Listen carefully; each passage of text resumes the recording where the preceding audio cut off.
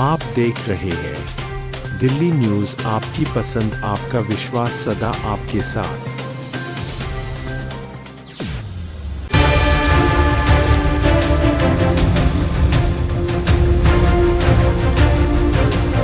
Delhi news में आपका स्वागत, खुशामदीद। आज हमारे में दिल्ली गेट एक नसीर नाम की लेडीज़ का जाता है और परिवार के सारे लोग काम पे जा चुके थे। वो अकेले, बहू उनकी सेकंड फ्लोर पे रहती थी, वो फर्स्ट फ्लोर पे रहा करती थी छोटे बेटे के साथ। जब छोटा बेटा अपने काम पे चला जाता है तो उसके बाद बताया जा रहा है सूत्रों कि उनकी मौके पे ही मौत हो जाती है। अस्पताल से आज उनकी डेड बॉडी पोस्टमार्टम होकर उनके घर पुरानी दिल्ली में आई है और पुरानी दिल्ली से दिल्ली गेट के कब्रिस्तान में यहाँ पर उनको लाके दफना करा गया। मैं अपने कैमरे से कहूँगा दिखाएं, यहाँ पर इस टाइम अंदर दफना के पब्लिक ये बाहर निकलते रही। दिल्ली गेट का कब्रिस्तान है और इस टाइम उनको यहाँ दफना गया। उनकी उम्र 57 साल बताई जा रही है। नसीर उनका नाम है। संगम विहार वजीराबाद में रहा करती थी। उनका एक घर पुरानी दिल्ली में भी है। अस्पताल से सीधी डेड बॉडी उनकी जो जनाजा है दिल्ली गेट लाया गया है। अब इस टाइम उनको यहाँ दफना के उनके परिवार वाले, फैमिली वाले अपने घर जा रहे हैं। वही पता नहीं चला कुछ भी। पुलिस अपना काम कर रही है, अभी तक बताया नहीं हमें पुलिस ने। अच्छा, पुलिस ने आपको बताया नहीं? तो मम्मी उस टाइम जब आप ये हादसा हुआ है, हमने वहां से वजीराबाद से जानकारी ली है कि जिस तरीके से जो आग लगी है तो उसमें 2 लेडीज थी, खाली मम्मी नहीं थी, आपकी वहां पे लेडीज भी थी। तो दूसरी लेडीज कहाँ पे थी, किस तरीके से आग लगी? तो फ्लोर पे थी जी, सेकंड फ्लोर पे। सेकंड फ्लोर पे थी। तो वो सही है? हाँ वो ठीक है। अच्छा, तो ये हादसा कैसे, बिजली शॉर्ट सर्किट से हुआ, किस नहीं तरीके पता, से हुआ? अभी कुछ पता नहीं चला सर। शॉर्ट सर्किट से नहीं है, कुछ अच्छा। नहीं पता कैसे हुआ।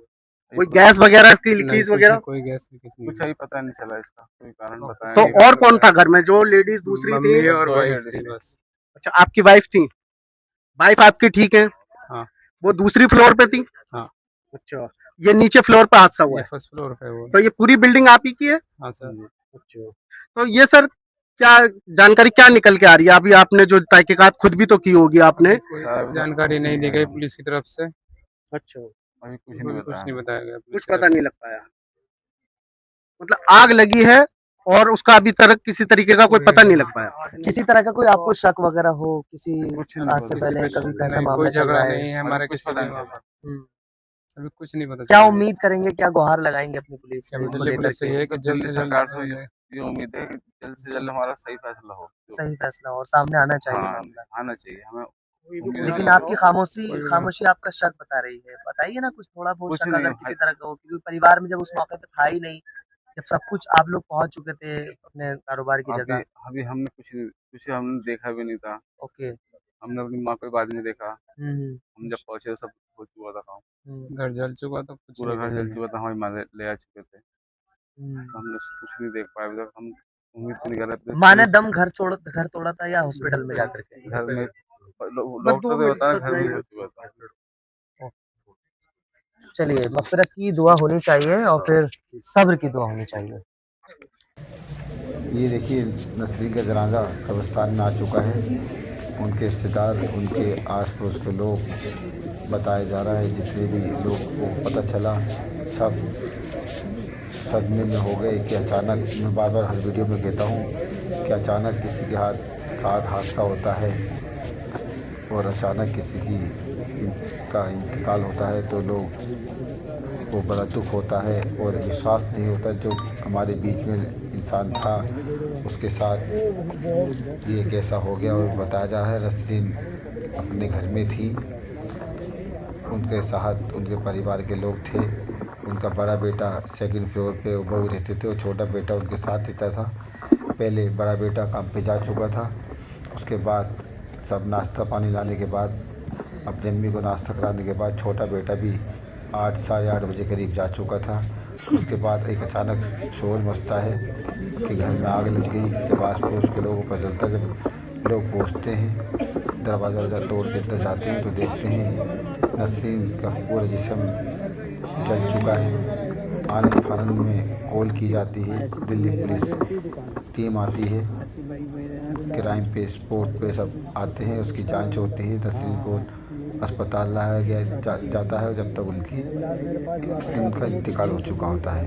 अब जांच का विषय ये है कि पुलिस ये पता लगा रही है कि ये हादसा हुआ कैसे उस वजह से उनके पूरे परिवार को थाने में बुला के कार्रवाई हो रही है, पूछताछ हो रही है। और जो उस टाइम घर में थी उनकी बताया जा रहा है बड़ी बहू थी, उनसे सख्ती में पूछताछ हो रही है और पूरे परिवार से हो रही है। वैसे जब जनाजे का वक्त आया तो उनके परिवार के लोगों को दफन के लिए जनाजे के साथ भेज दिया गया है। और बड़ी बहू जब जनाजा आया है उसको शक्ल दिखा के उसके बाद थाने में ले जाके उससे सख्त पूछताछ हो रही है, क्योंकि पुलिस की जब पूछताछ हो रही है तो उनका शक पूरे परिवार पे जा रहा है, क्योंकि उन्होंने बाहर का आया ना बाहर कोई गया, सिर्फ केवल बताया जा रहा है। जब ये आग का वाक़या उनके साथ हुआ तो उनकी सिर्फ बताया जा रहा है कि बड़ी बहू घर में मौजूद थी, जिसकी पुलिस की जो शक की सुई है बड़ी बहू पे ज़्यादा जा रही है। सख्ती से पूछताछ हो रही है, परिवार से हो रही है, आस पड़ोस वालों से हो रही है।